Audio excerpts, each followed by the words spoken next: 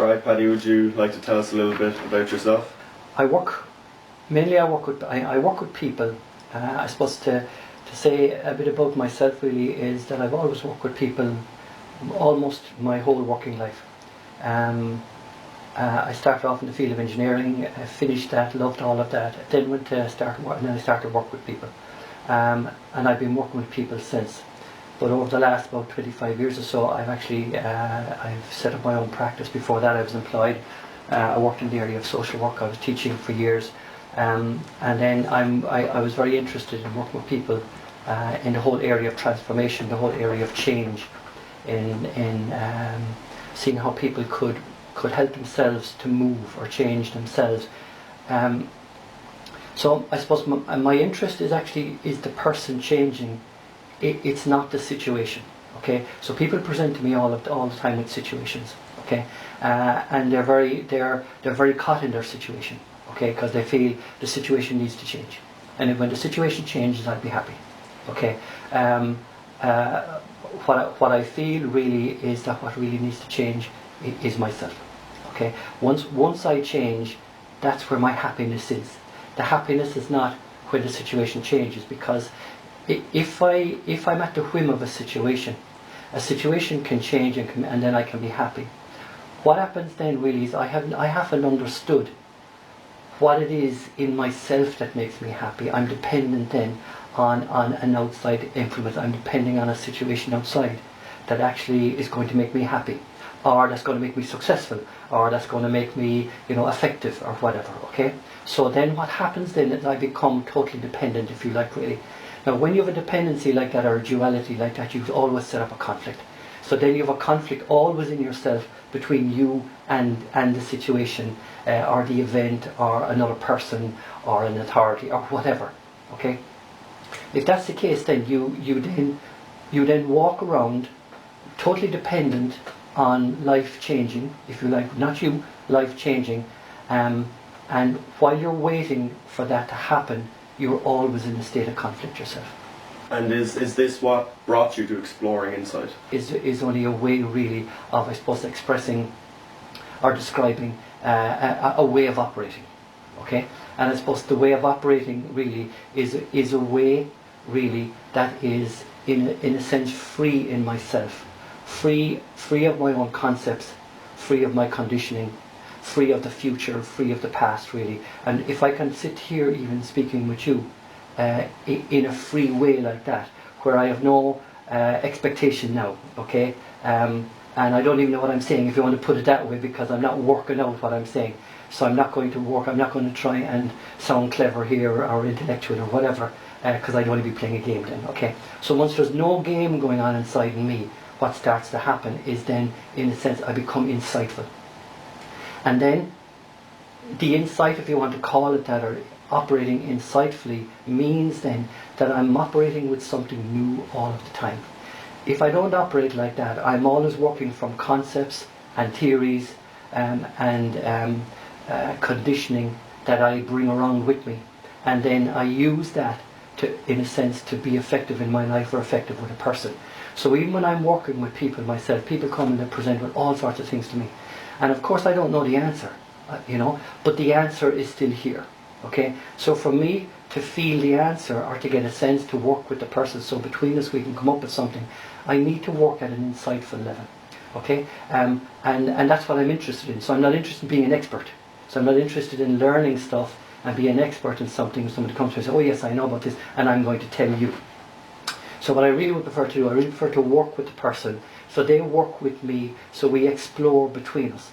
And if we between us we can get the sense of exploring without thinking, or exploring without getting caught up in our intellectualism or concepts or whatever, what will start to happen then is we will surface something that's new, and that may be what we're now calling insightful.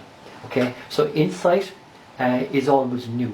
So, but if we were to kind of describe insight, it would be me operating in a way where I'm not caught or tied by my concepts, my theories, my conditioning, my beliefs, or whatever, and then I'm free then to be new, if you like, really. And then what can happen, or what will happen from that really, is then we will start to bring about something that we don't know.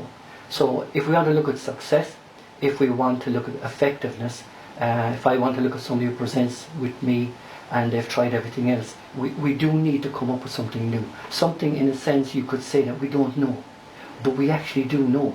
So we actually know it, but we have to operate in a particular way for it to surface. Okay?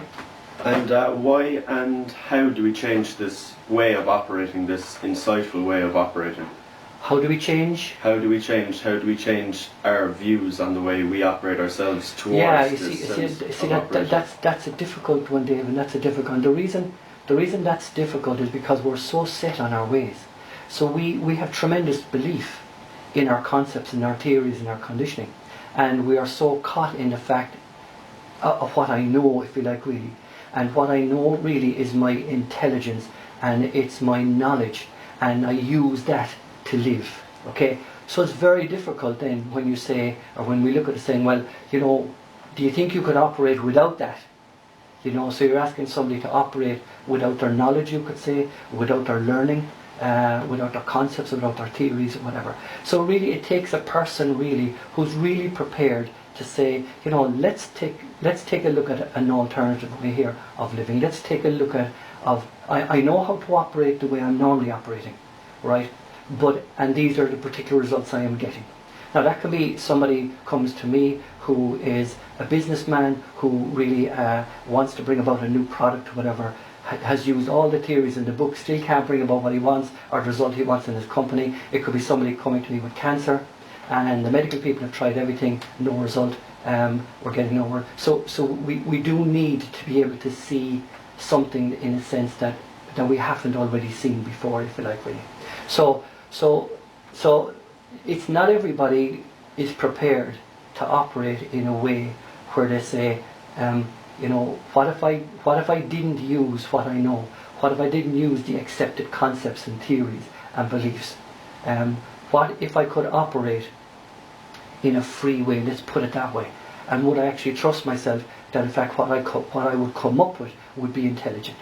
So it's not everybody really, in a sense, would be up for this now. Okay, so the people I work with really, in a sense, are kind of unique in a way, really, because they are up for it, really. And some of these people, I work with now, not only people, you know, with physical, mental, emotional problems, but business people who come to me who really, are putting their job on the line, their business on the line, their money on the line, if you like, really, and really prepared to say, look, if I'm really going to make a really good go of something, I am prepared, to operate differently. Now, if that's the case, I would work with them then to help them, to understand what does that mean. And that's not easy. It's not something we can describe in 5 minutes here, because it's not another theory, if you like. Do you understand? So it has to be a way of how do you, instead of operating the way you're operating, how do you operate differently? So is it the fact that you have to then start changing things and operate differently, or is that only still the same game? In fact you actually have to be, is it insight? Is it something new that you're going to see that makes a shift in you? So it's not about me giving them another theory and another concept, because that's playing the old game. So what we have to see really is, it's like the seeing is the doing. So it's not the doing. You're not going to give them another doing, another theory. You're going to help them in exploration to be insightful. In other words, for something to surface that we can see. It's in the seeing then that's the doing. So the seeing makes the shift in the person, not a concept that I give them. So it's not. So when they walk out the door, they don't walk out with a task. They have no task. So if they can understand the idea of no task, instead of going out saying I must do this, this, this, and this to be insightful or to be effective, if they can see in fact it's actually all of those things are actually impeding my effectiveness. And is this way of operating both as effective on a personal level as well as on a professional level as a businessman? Most definitely. Because whether it's personal or whether it's business, whatever, the move is yourself. So once the shift comes in you, it affects everything. It affects you sitting in the chair here. It affects you walking into your home this evening. It affects you, when you look at your business. It affects you when you look at a situation in your life or an illness or whatever. So it's not the illness, it's not the business, it's not the family, it's not the relationships. That's not what we're looking at. We're looking at the shift in you. Once the shift happens in you, the shift happens in everything. So it has to happen in you. So insight is about yourself. It is not about the external. And even saying it's not about the external, I'd have to clarify that, but we don't have time to clarify everything today, because if we were to really look at the shift we need to make, we may have to look at external and internal. We may actually find in our exploration that as such there isn't an internal and an external. But that's another day's work now for us to explore that. And if we were to explore it, we say like in our program here, that we're running, that would be something we would have to explore, because that's not again, it's not something we can do here in 5 minutes. I would really, again, because it's not something to tell you, okay, it's something we have to explore so you can see it for yourself. Okay, so that's what exploration really is. Exploration, when we look at exploration and insight in our programs here, really, I prefer to operate at the level of exploration rather than delivering or rather than teaching, because in the exploration, it's our own insight surfaces, and that's what makes the shift and move in us. And in this state, this operational way of insight, would it be possible? Surely you might lead to moments of conflict with someone else if you're operating this way, say as maybe possibly in a group, or if you're working in a group of people, or if you're working with someone individually. If you weren't the way you're describing, thinking about what you're saying, may it possibly sometimes lead to a moment of conflict when, in this state of insightfulness, will you say something that may offend them or anyone else in the room or in the group? Well, you see, conflict, insight has no conflict. Insight is not. See, insight is not dualistic. See, duality, conflict only exists in duality. So to have conflict, you have to have two. That's what conflict is. One has no conflict, obviously, because it has nothing to be in conflict with. Okay, so insight is spontaneous. It's spontaneous intelligence, if you want to put it that way. So there is no conflict operating as insight. You have to operate dualistically to be conflict. So if I am operating insightfully, I am not conflict. Now that doesn't mean that somebody else may disagree, and they may be in conflict with me, but I won't be conflict. So what we're looking at here really is for the person who's interested in the shift themselves. It's not what the other person is going to feel. It's how I'm going to feel. But what we have to understand really is, once I'm not conflict, that then affects the game of conflict. If the other person, in other words, it takes two to play a game. So therefore, once one person no longer plays the game, or is not the game anymore, the game has to end. So to be effective, even to help another person who is conflict, or who is stressed, worried, anxious, sick, or whatever, really, or in relationships, really. And because I have lots of people who come to me and they're coming with relationship problems. Now, what they really want is the other person to change, because they're saying, "Wait till I tell you about my life, and if the other person did do this and this, and this is what's upsetting me," or whatever. But what they don't see, in fact, is if they change themselves and they are no longer conflict, the game ends. The game of conflict between the two of them ends. Okay? So operating insightfully, there is no conflict because there is no duality. Now, again, it may not be simple for people just to pick up on everything we're saying here in a quick interview, and I suppose this is where we, in our programs, really, this is where we explore, and this is where we take time and we sit back and we say, let's really, really understand what we're saying here. But this is an idea of what we're saying, because it's a very good question. And if we can see, even just alone that insight is spontaneous, which means it can't be conflict. In other words, you have to have duality for conflict. Okay, so you're saying this is a harmonious way of operating? Absolutely. It has to be in its nature, because that's the nature of one, if you like, or that's the nature of non-duality or non-polarization, is it has to be harmonious. Our program, our Krishnamurti program, really is all of what we have just described here. We may have been talking about the program because this is exactly what we need to explore, obviously, because if we're looking at our program, which is to be free from what I know, but what we're saying here already, we've said it, in fact, it's what I know. In other words, my known concepts, beliefs, theories, my thought, really. That's where I'm posing a question here, and this will be our program. Really, is that actually what's impeding my success, impeding my effectiveness? Now, I suppose in our exploration, what we need to do, we have to put everything on the table, all of what we're saying here and more. And in our exploration, we have to see, will the group themselves, how will they see that? In other words, will they see, in fact, that actually our way of operating at the moment, which is thought, time, duality, conflict, past, future, known, is that an impediment actually to success? In fact, actually, is that actually what's the difference between the successful person and the non-successful person? One is still operating in time, thought, future goals, and all of that, which is all conflict. Because there's a duality set up between me and what it is I want in my success. I'm looking for something that I'm not. That's what success. If I'm not success now, success, I'm always saying, is I want to be successful, which is a future event. Once you set up the future event, you set up a duality between now and the future event, and there's our first impediment, if you like. But there's lots of impediments, really, and our program really is the exploration of all of what we've just said here. Actually, all of this would be put on the table, and we'd need to trash it out.